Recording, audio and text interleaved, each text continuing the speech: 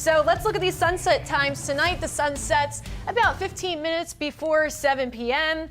When we turn back those clocks an hour, you gain that extra hour of sleep. But yeah, that means that sun sets an hour earlier.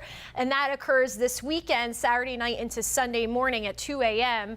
And then we'll have sunsets around 5:43. And then the earliest sunset we'll have is close to 5:30. Ooh. And that's happening towards the end of the month, and that's carrying into December. And then we have the winter solstice. That's the shortest day of the year when we have the least amount of daylight, and that's in the end of December. I think it's the 21st. As we look at our current conditions, we have plentiful sunshine out there right now. A couple clouds that have been just grazing across our area as that moisture pulls in from the Atlantic. Otherwise, we've seen a few showers spring up, but very, very limited in coverage there.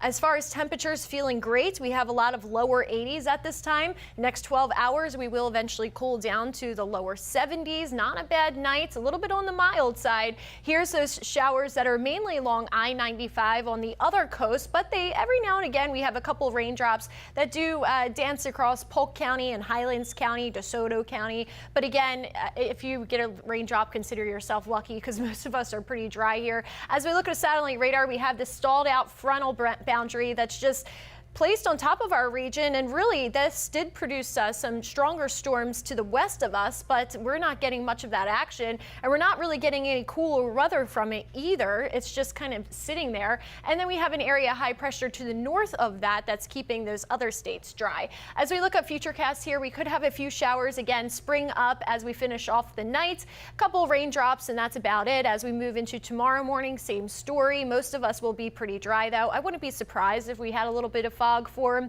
And then as we move into tomorrow afternoon, our rain chances are looking a little bit better, especially for areas south of I-4, especially as those winds pull in off the Atlantic, increasing that moisture really in the form of humidity. But again, the sky could open up for a quick little rinse of water.